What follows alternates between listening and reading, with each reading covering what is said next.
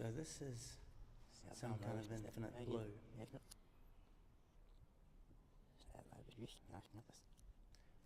When I walked into this apartment about 10 days ago, I was really taken by this because it seemed to represent something I understood.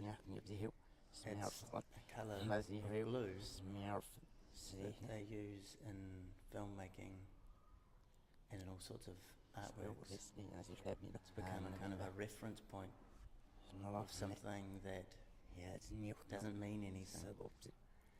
It's like a reference point for me for anything but nothing. So this guy whose apartment I'm in, he paints cherries. And he's been painting cherries for 35 years. And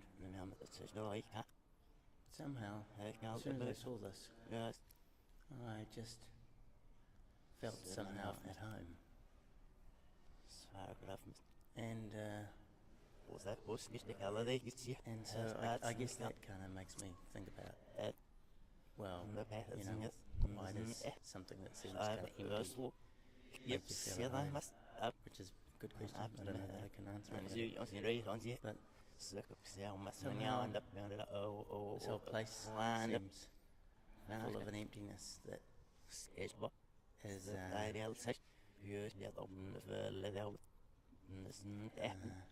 alive with potential.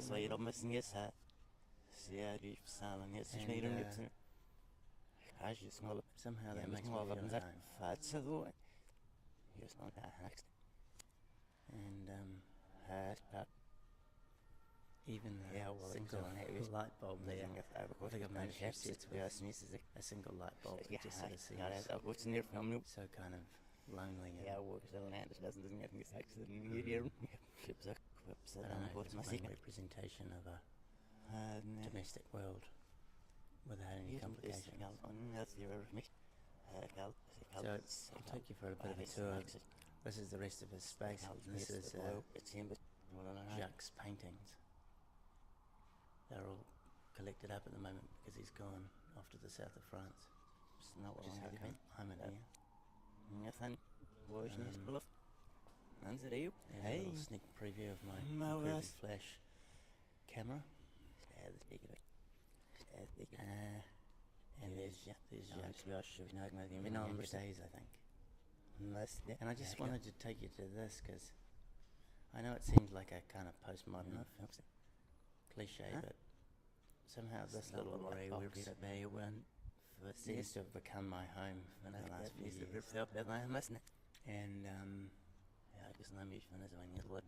And on it I've got a screensaver of some photos that I like. This is a photo from last year. I don't know, it's a parking building I was in a few months ago. And somehow they both represent that kind of sense of nowhere but everywhere all at once. It's my phone.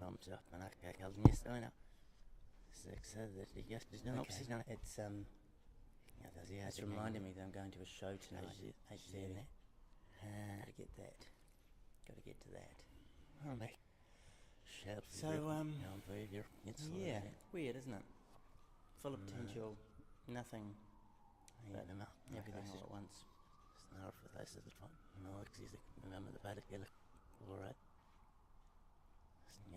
A little domestic world that seems like just goes like a temporary thing, not like a certainty. And I guess I'm talking like this because we've been reading and discussing things in such an analytical way. When my friends talk like that, I just kind of hate it because it seems so dispassionate to talk about things in too analytical a way. But it's kind of hard not to. Now, all this stuff doesn't belong to me. It belongs to Jacques. And it's been really interesting the last few days, seeing somebody else's life, and patterns and the way they live and what they do, just laid out with objects. And it kind of banal or I don't know, benign in some ways, because he's not here and he's not using it, him and his partner. But somehow they speak also about patterns and things that happen that I can start to piece together like a jigsaw puzzle. Some photographs.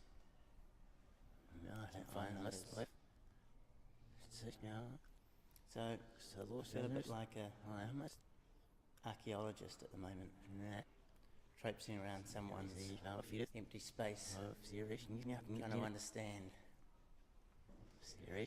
what on earth what on earth their life is. And somehow my mind can fit inside there. Just bought this Queen's Day, Tennis Holland. I haven't put any batteries in it yet to see if it works. And here's the frames where he's not the frames, where he's been painting canvases, painting on lots of nothing, lots of